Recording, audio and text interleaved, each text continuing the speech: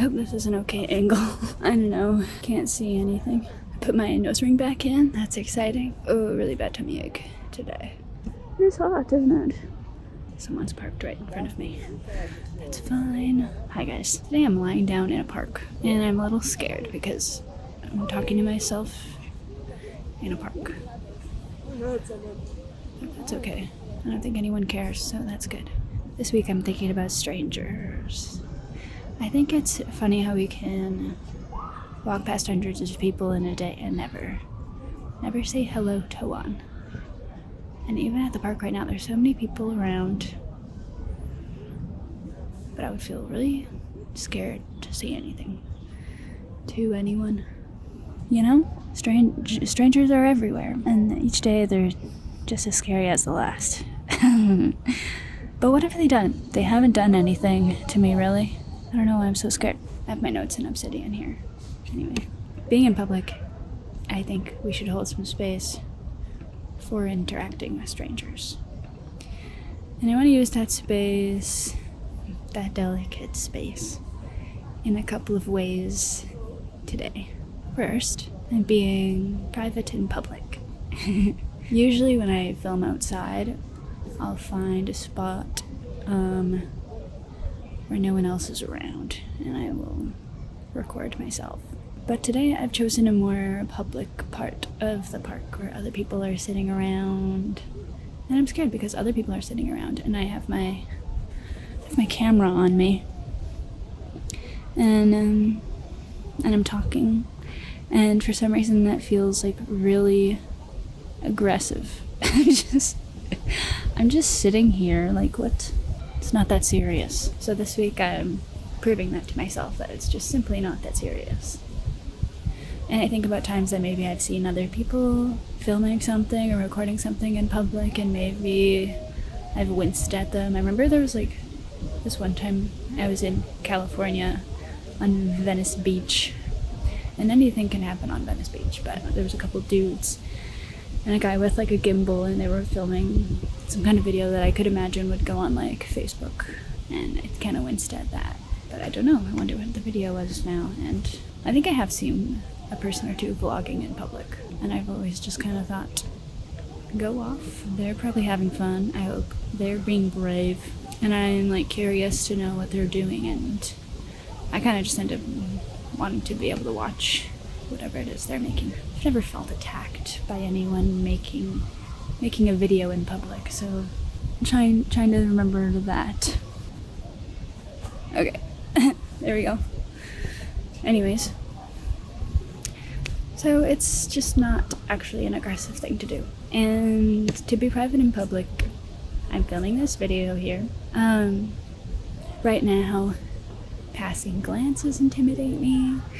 There's a dude who just came and sat in front of me. I was kind of glad I found a spot where like no one was in front of me. Now there's someone in front of me, so I'm scared to project my voice, but it's fine. But literally they're just minding their own business, so. But yeah, I'm intimidated to talk to myself in public. Maybe I'm scared that they'll hear what I'm saying and judge me, or maybe I'm scared that they'll approach me and ask what I'm doing. Or maybe I'm scared of just being aggressive. But nobody cares, and actually nobody is looking, so it's fine. And if I just have fun with it, then I'll have a much better video in the end. So that's nice. And I think if I just own it as well, if you just own it and say, yeah, it's a thing I do. I go to the park and I record it, and I record a video.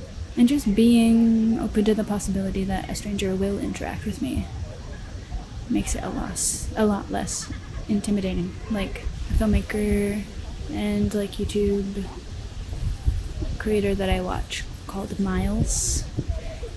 He made a short documentary of like him doing a monologue on a beach, and he got approached a couple times in his process, but he just has fun with that kind of thing, and he seems excited when people have something to say about what he's doing, and I think that's a much better perspective to have on it, because it can be really fun. People can come up and ask, hey, what are you saying? And that's cool, and it's kind of a perfect video for someone to do that because it's about strangers. So, and also just like the empowerment of allowing yourself to do what you want out of the comfort of your own home. Not holding yourself back because of some internal dialogue of what your public image is. And meanwhile, nobody's really looking. And if they are, they don't care.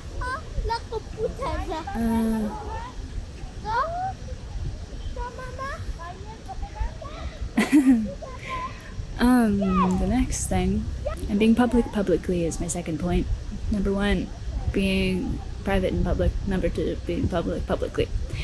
I've mentioned my drive to talk to strangers in previous videos, and this week it's gonna happen. Okay? I'm gonna set a really low bar, and I'm just gonna tell myself that I'm gonna ask one stranger, just one, today, minimum, if I can ask them something for an experimental documentary I'm making, which is this. This is a documentary. An experimental documentary that I'm making about strangers. And I'm just going to try to be as warm as possible. Number 3, I'm just being mindful of the personal space, the right to personal space that every stranger has. You're allowed to approach someone kindly and ask for their time, but you should also always put an extra emphasis on respecting their personal space and like giving them an easy way out. Like, we're scared of rejection, but people are allowed to reject us, and that's what makes being public comfortable in a way. We're scared of rejection, and strangers can be a really great source of that because they don't care about you when you approach them. I have approached strangers before for like a project for the newspaper I used to make, and like they were down to chat for a second, but at the end of the conversation they didn't care about me at all. And I don't know, maybe I care about people easily, but I like tried to tell them what it was for, and they just didn't really care what it was for. They didn't really care to figure out what they answered to my question, like where that was going. And I just kind of, at this point, I would rather be rejected than have an interaction with someone who has no interest in what I'm doing. Yeah, you don't want to talk to someone who can't find the words to reject you. So when I try to talk to a stranger, I want them to know that if they don't want to be there, I would rather that they didn't try to be here, you know? Don't try to interact with me if I approach you if you don't want to. What's the formula for speaking to a stranger? What's the formula? First of all, I consider who I can safely approach and who looks like someone who wouldn't mind me approaching them. I think it's nice to try to look for someone who you feel like you probably have common ground with. Maybe if you're dressed similarly, or if they are kind of doing something that you like to do too. And I try not to disrupt groups that are too big or individuals who are just trying to have alone time. And I don't want to talk to families with small children either. They have enough to worry about as it is. At the end of it, it's just trusting your gut and hoping that you have common sense about who seems approachable. Because as much as they're gonna try to figure out if you're a friend or foe, you initially have to do that too. As a woman, I'm like extra cautious of strangers because you just don't know how dangerous they could be, especially men. I recently heard of a book called The Gift of Fear. I haven't read the whole thing yet, but I've looked through it and grabbed a few things. It was a good reflection on trusting your gut and also knowing like when you're having fear irrationally, when you can trust the fear and when you can let go of it. I especially related to this jot list that's in the chapter Imperfect Strangers. It outlines some general broad strokes, not so groundbreaking stuff, but stuff that's good to think about. And so I want to think about it with you today, right now. So the jot list begins with, we seek connection with others. I'm just going to read what I wrote because I reflected on it, and then maybe I'll say more. I feel a human urge to reach out to the occasional stranger passively. I don't need a stranger to be my best friend, but I want to feel unafraid of asking them a question or complimenting their outfit. Today I want to ask them if I can ask them a question for a short experimental documentary I'm making. I just want to, be able to do what I want in public and around strangers. I just want to feel at peace enough with myself that I can feel at peace with strangers. And I guess there's a trust that I have in myself, but then going out in public, there's a trust that you have to have in strangers. And it makes me think about the Lao Tzu quote, "He who doesn't trust enough will not be trusted." And in a similar vein, when you don't trust someone, you make them untrustworthy. As much as strangers can scare me, when it comes to the outward feeling that I project, I want it to be one of trusting strangers, and that allows me to connect more with them off the bat. The second point on the jot list in the gift of fear is we dislike rejection. That's obvious.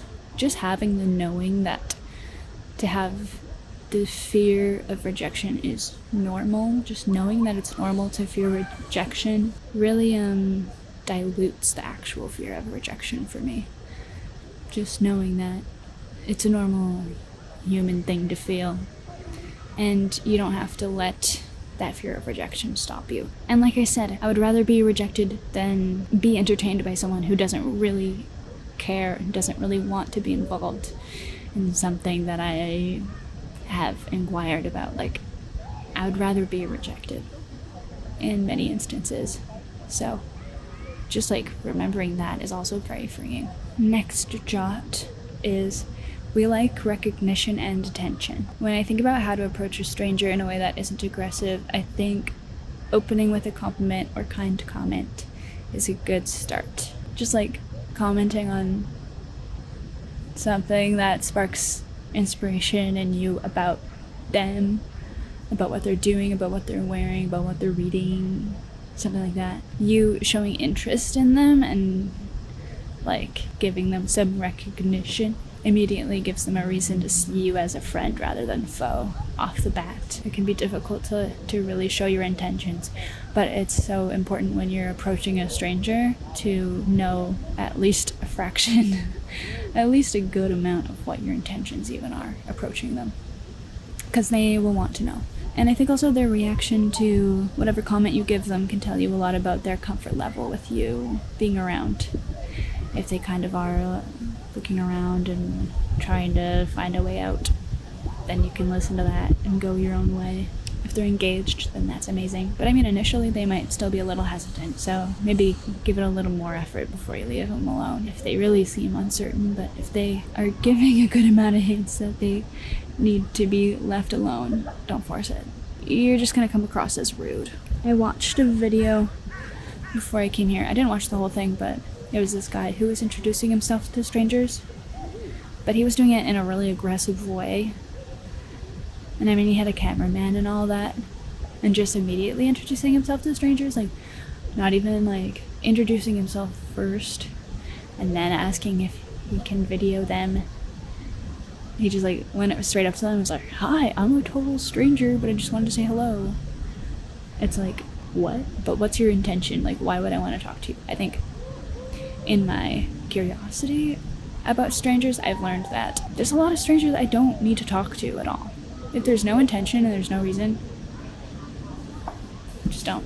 And the intention doesn't need to be so deep. It can be a really simple intention, I just need someone to talk to right now. It could just be that. But just know why. Don't say, "Oh, this is so random." I don't know. It just comes across as arrogant. And also not giving them the opportunity for rejection. He wasn't giving them any kind of opportunity There was one guy, he like asked for a hug. He was like, can I have a hug? And he already had his hands out. It's like, be gentle. You just met this person. Like, hey, can I have a hug? Would you mind? You don't have to if you don't want to. Like, really voicing that, like, you don't have to if you don't want to. Because you don't want to engage in things with people who don't want to be engaged. Forcing people is not fun. Okay, moving on. That point was we like recognition and attention. Yeah, people like the attention. Like, if you come across as warm and friendly and trustworthy, people might actually really enjoy the attention that you are offering them. But God, it's so easy to come across as arrogant and aggressive to a stranger. So please just be careful. Just be gentle and be nice. And I think that's the scariest thing for me too, is I'm like really scared of approaching a stranger and then like making a wrong move and then they think that I'm an arrogant person, and I'm so scared of that. And that's what holds me back most of the time, because I just want them to think that I'm gentle. But there's something inherently energetic and extroverted about approaching a stranger, obviously. So just in you doing that, they might already be on edge. That's why I think it's good to be radically gentle when you approach a stranger.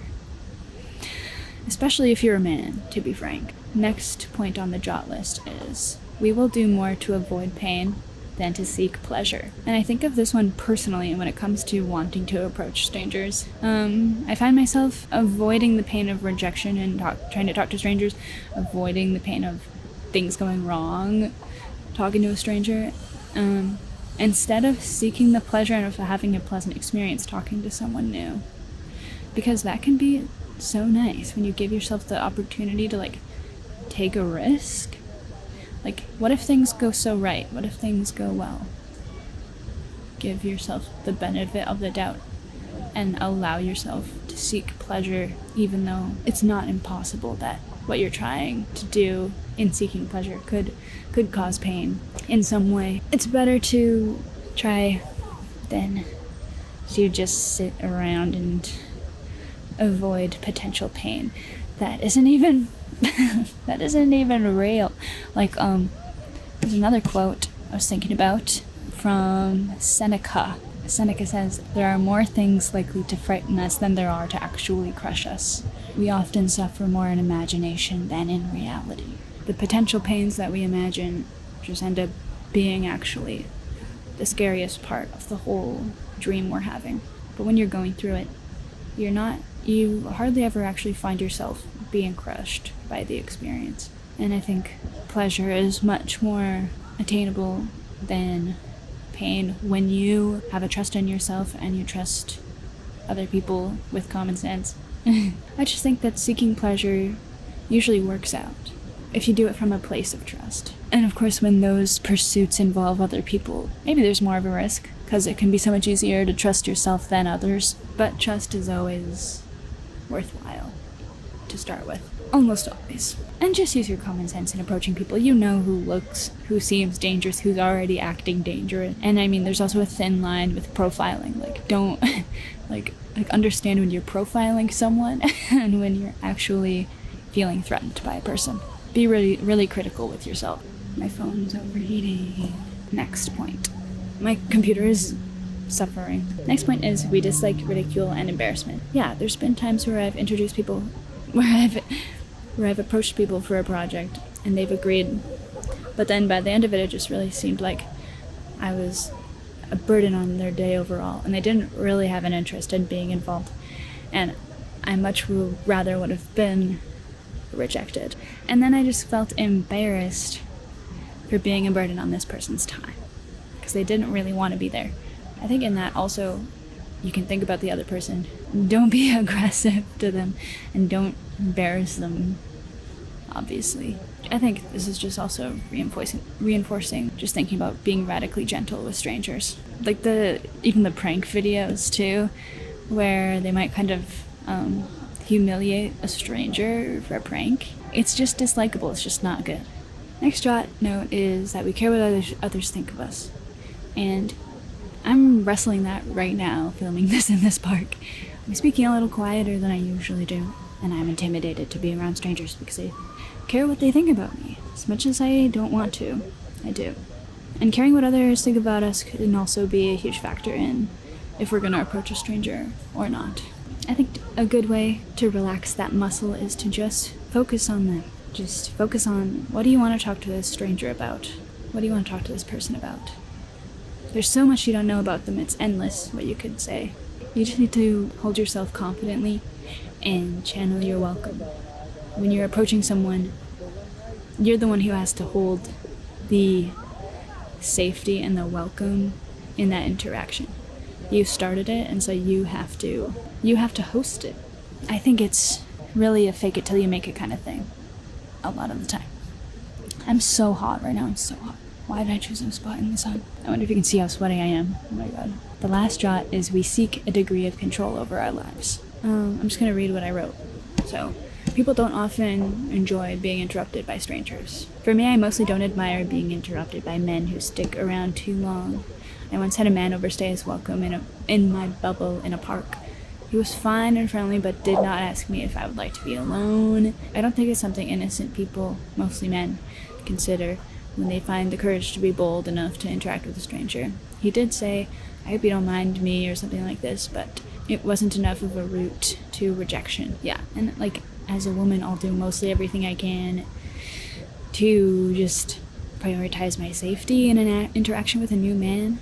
Now, if it happened again, I think I would have the courage to say, "I need to be alone now, please go away." But yeah, some people do not know how to say no. They're too scared because it's scary. It can be really scary.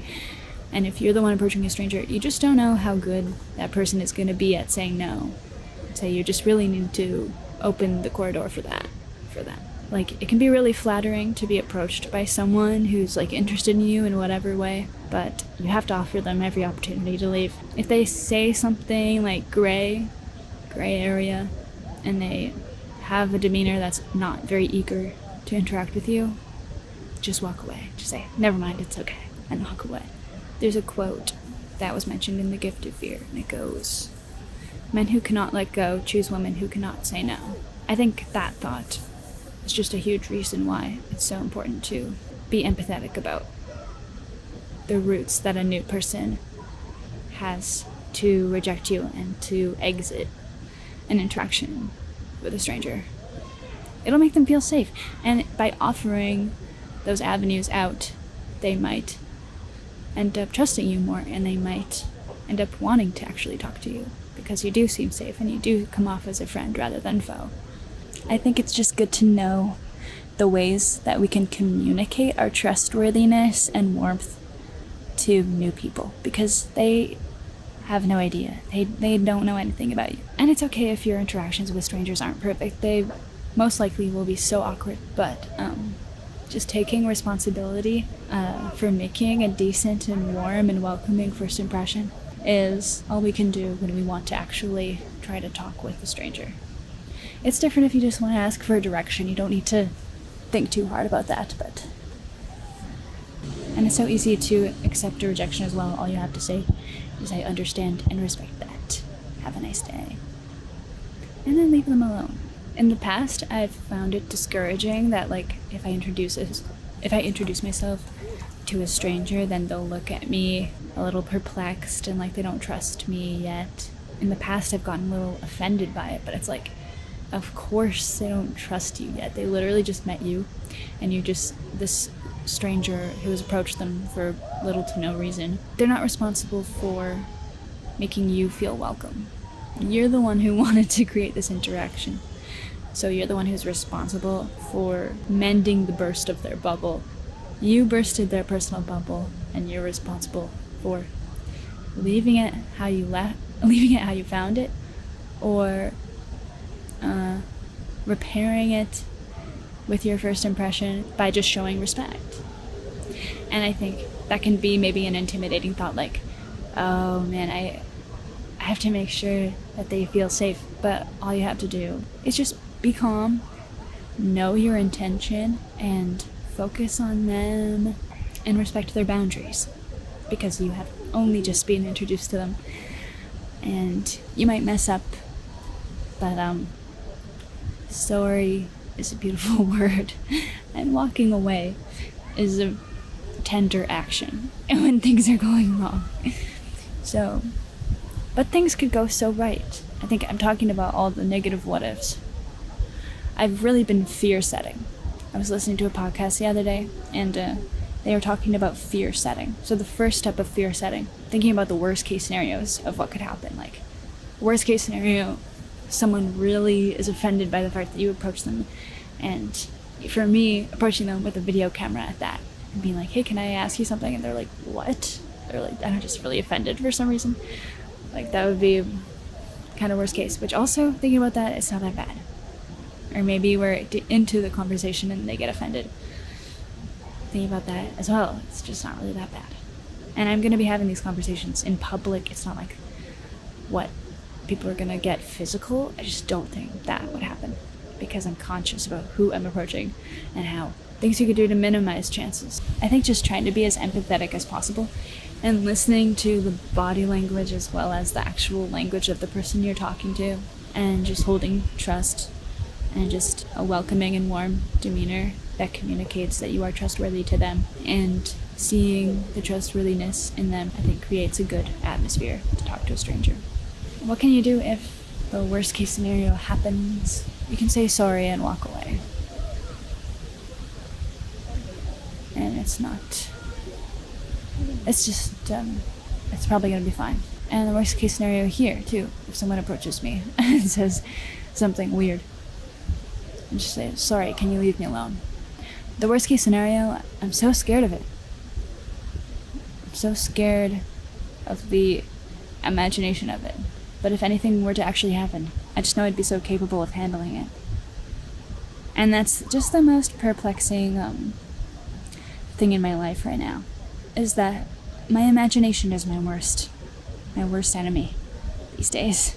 And it's a big step for me to be, I'm proud of myself for coming out here and filming this video in a park in public. And I hope the next time I do it, maybe I'll talk a little bit louder. Maybe I'll sit up straight. I don't know. Maybe each time I'll just have a little bit more courage than the last. But yeah, it's a work in progress trying to film in public. But I just need to keep teaching myself that it's not that serious. And I hope that maybe you can implement that. Wherever irrational fears are showing up in your life, I hope that you can find the courage to show yourself that hopefully the case is that your imagination is much more scary than the reality. And lastly, I'll just encourage you to have fun, because that's what this is really all about. At the end of the day, why I want to talk to strangers is because I think it would be fun. You don't know who any of these people are. You don't know how you could help them, how they could help you, how you could better each other's lives, what you could learn from each other. It's so fun. If the introduction goes well, who knows where your connection could go from there. And that's so fun and exciting. And I think it's worth the risk, and it's worth the prospect of pain to seek that pleasure of connection. So hopefully I'll have the courage to do that more, and hopefully you will too. So. Hi, sorry to bother you. You guys seem nice, and I was just, I'm wondering if I could ask you a question for a video I'm making about strangers. Okay, no problem. Okay, great. I'll just film from here. I won't get too close in case you don't like that. But yeah, my question for the video is just, what's your fondest memory you've had with a stranger? A friend of mine would be actually really helpful to answer this one. Yeah. So I'm gonna tell her story. Okay. She met this old guy who reminded her of her grandfather. And she really needed that at that moment. And it really helped her clarify a lot of things. That's all I can say, because it's not my story. That's really special. But that was really special, and it really made me realize that, strangers can actually be good in your life, not just scary or don't talk to strangers type of stuff. Yeah. To be honest, I have such a bad memory. Yeah, none yet. For myself, well, this one time at an airport, I was going through some stuff mentally, and this lady started talking to me, and she just said some kind words, and she was like, "You are truly special," and some stuff, and words that I was waiting to hear from people, but I didn't get to hear them from the people close to me. But she said them to me, that was really kind. Yeah, that's really nice. Yeah, and I'm also thinking about like how in big cities there's so many people walking around that we see every day, whereas like back in the day there were like villages and people were helping each other out more as strangers and stuff. Yeah, do you have any thoughts on like how maybe strangers, yeah, I don't know, just finding warmth in strangers in a big city? I don't know. Any thoughts on that? It's scary to try to find that in a Yeah. big city because I'm not originally from here. I used to live in a small like a village, and also the city of the country I'm from is not that big. So if somebody out over there wanted to help me, I would gladly accept it. But here I would be like, oh, what are your intentions? Yeah, yeah. So, yeah, maybe that. But we should normalize it. Yeah. Yeah, yeah. Because everybody is struggling with something, and we should make it easier for each other. Even if you just smile to someone or say hi, stuff like that. But in the big city, we don't do Yeah. that. Because everybody's struggling with something, and everybody's like, I'm going through something, but they forgot that everybody's going through something. So, Yeah, it's hard to have trust in strangers, especially these days and everything. So, like, there's so much gray area. But yeah, thanks for trusting me with this today. And I'll just give you my like little contact card where you can see what I'm doing if you want to look it up. Is this for school or just a personal interest? Yeah, it's like a personal project. I have a YouTube channel. Oh, that's really cool. Thank you. And so here we go. Hey, thank you. Yeah. What are your names?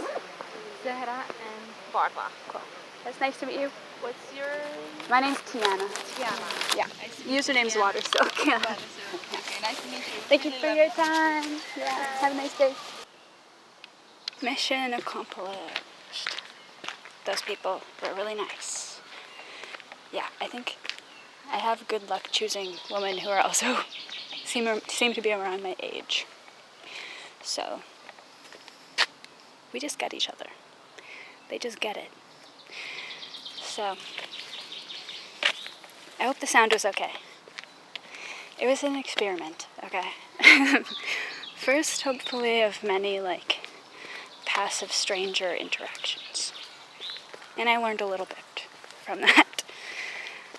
I probably sat a little bit too far away, and the camera was probably a little bit shaky. But I think I got enough. I think I can add some subtitles if I need to. And yeah, I hope that was nice to watch. Thanks for hanging out with me today. This one made me a little nervous, but ended up being worth it. So hopefully we can all learn something from that. Yeah. Ooh. It's a beautiful day.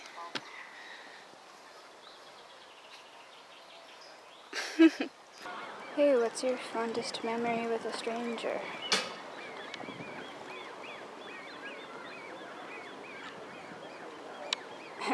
Nice.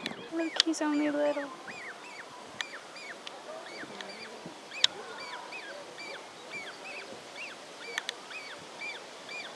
Wow.